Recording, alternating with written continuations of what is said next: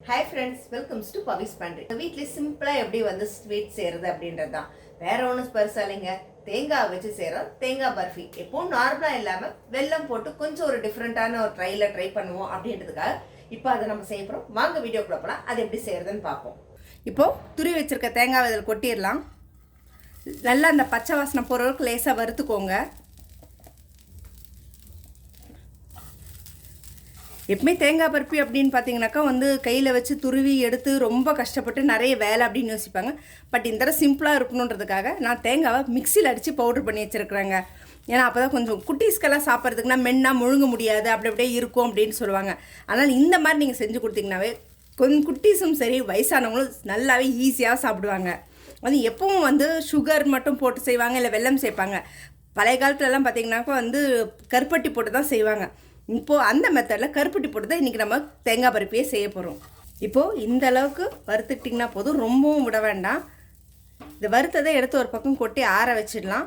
ஏன்னா அதை கொஞ்சம் எதுக்கு வறுக்கிறது அப்படின்னா வச்சு சாப்பிட்றோம் அப்படின்போது அந்த ஈரப்பதத்தோடு இருந்துச்சுன்னா சீக்கிரம் வந்து கெட்டு போயிடும். அதனால் லேசாக வறுத்துக்கிட்டோம் அப்படின்போது அந்த பச்சை வாசனை போயிடுச்சு அப்படின்னாக்காவே சூப்பராக இருக்கும். ஒரு வாரம் 15 நாள் வரைக்கும் நம்ம வச்சு சாப்பிட்லாம். இப்போ இதை வேறு பிளேட்டில் கொட்டி ஆற வச்சுட்டு வெல்லத்தை வந்து பாகு காய்ச்சி எடுத்துக்கலாம். இப்போ பாகு காய்ச்சறதுக்கு கருப்பட்டியை வந்து ஃபஸ்ட்டு கொட்டிடுவோம். நான் ஒரு 1/4 கிலோ எடுத்திருக்கேன். ஒரு 6 தேங்காய்க்கு நான் 1/4 கிலோ கிட்ட எடுத்திருக்கேன். உங்களுக்கு இல்லை ஸ்வீட் இன்னும் நிறைய வேணும்னா நீங்கள் ஸ்வீட்டுக்கு இன்னும் கூட நீங்கள் வந்து ஆட் பண்ணிக்கலாம். ஒரு 1/2 கிலோ கிட்ட. ஜஸ்ட் இதில் ஒரே ஒரு 1/4 டம்ளர் மட்டும் தண்ணி ஊற்றுங்க போதும். ஃபஸ்ட்டு இது நல்லா கரைஞ்சி அதுலேருந்து வடிகட்டி எடுத்துடலாம், டஸ்ட்டெல்லாம் போகிற அளவுக்கு. இப்போது கருப்பட்டி கரைச்சிட்டோம். ஒரு வடிகட்டி வச்சு ஃபில்ட்ரு பண்ணிடலாம். ஃபில்ட்ரு பண்ணிவிட்டு அதுக்கப்புறம் பாகு காய்ச்சிப்போம். இப்போது வடிகட்டி வச்சு ஃபில்ட்ரு பண்ணிக்கலாம். அதை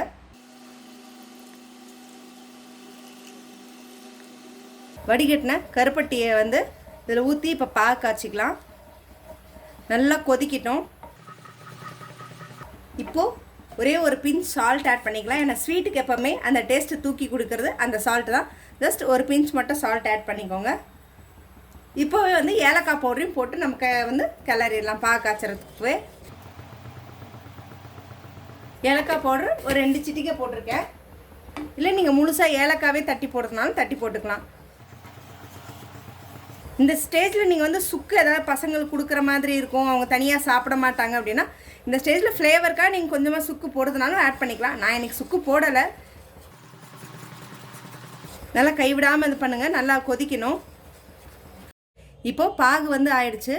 செக் பண்ணுறதுக்கு ஜஸ்ட் இப்படி கையை வச்சு இப்படி எடுத்தீங்க அப்படின்னா அந்த ஒரு கம்மி பதம் மாதிரி அப்படி தெரியும். இந்த ஸ்டேஜில் எடுத்துகிட்டு நம்ம வந்து தேங்காய் இது பண்ணிக்கலாம். இப்படி வச்சிங்கனாக்கா இந்த ஒரு கம்மி பதம். ரொம்ப விட்டிங்கன்னா பாகு ரொம்ப இறுகிடுச்சுன்னா நல்லா இருக்காது. இப்போ இதை தேங்காயில் ஊற்றி கொஞ்சம் கொஞ்சமாக கிளறணும். இதை அப்படியே ஃபுல்லாக ஊற்றிடுங்க. இப்போ இதை கைவிடாமல் கிளறலாம். இப்போது இந்த மாதிரி எல்லா தேங்காய்க்கும் படுற மாதிரி கிளறிக்கோங்க. இப்போது இந்த மாதிரி நல்லா கைவிடாமல் கிளறிக்கோங்க. அடுப்பை ஆஃபில் வச்சு தான் கிளறணும். ஃப்ளேம் வச்சுக்கிறீங்கன்னா பர்ஃபி வந்து அப்புறம் அடித்த இதாகிற அளவுக்கு ஆகிடும். ஸோ எப்பவுமே பாகு ஊற்றுறதுமே ஆஃப் பண்ணிவிடுங்க.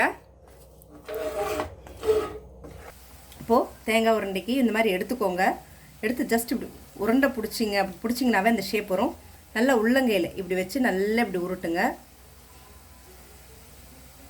உங்களுக்கு கையில் ஒட்டுற மாதிரி இருக்குது, பெரியிற மாதிரி இருக்குன்னா நல்ல எண்ணெயோ நெய்யோ தடவிக்கோங்க. அப்போ நல்லா வரும் உருட்டுறதுக்கு. பார்த்தீங்கன்னா உங்களுக்கு நல்லா அந்த ஷேப் வரும். இப்போது நம்மளுடைய சுவையான கருப்பட்டி தேங்காய் பர்ஃபி ரெடிங்க. சான்ஸே இல்லை. செம ஸ்வீட்டாக டேஸ்ட்டாக இருக்குது. ஏன்னா எப்பவும் வந்து சக்கரை அப்படி போட்டு செய்யாமல் பசங்களுக்கு இந்த மாதிரி கொடுக்கும்போதும் சரி பெரியவங்களுக்கும் சரி ஹெல்த்தி மட்டும் இல்லைங்க, செம வந்து டேஸ்ட்லேயே வேறு விதமாக தான் இருக்குது. நிஜமாகவே சொல்லுவாங்க கருப்பட்டியில் வந்து செஞ்சால் நல்லாயிருக்கும். பட் ஆனால் இது சாப்பிடும்போது சின்ன வயசில் பாட்டி அவங்க செஞ்சு கொடுத்து சாப்பிட்ட ஞாபகம் அந்த பேக் டு மெமரியே கொண்டு வந்திருக்குன்னு தான் சொல்லணும். நீங்களும் கண்டிப்பாக அதை ட்ரை பண்ணி பார்த்துட்டு சொல்லுங்கள் எப்படி இருக்குது அப்படின்றத. என்ன ஃப்ரெண்ட்ஸ், ஒரு ஈஸியான மெத்தட். ஏன்னா தேங்காய் உடைச்சி அதை துருவறதுக்கு ரொம்ப பெரிய ப்ராசஸ். ஒரு சிம்பிளான மெத்தடில் நார்மலாக செஞ்சுருக்குறோன்னு நினைக்கிறேன். உங்களுக்கு எல்லாருக்கும் இது பிடிச்சிருக்கும். நீங்களும் இந்த மெத்தடில் ட்ரை பண்ணி உங்களோட கமெண்ட்ஸை நீங்கள் கமெண்ட் பாக்ஸில் கொடுங்க. இந்த மாதிரி அடுத்தடுத்த இன்ட்ரெஸ்டிங்கான அப்டேட்ஸ்க்கு என்னோட சேனல் சப்ஸ்கிரைப் பண்ணிக்கோங்க. பக்கத்தில் இருக்க பெல் ஐக்கானை கிளிக் பண்ணிக்கோங்க. நோட்டிஃபிகேஷன் மிஸ் பண்ணாமல் இருக்க.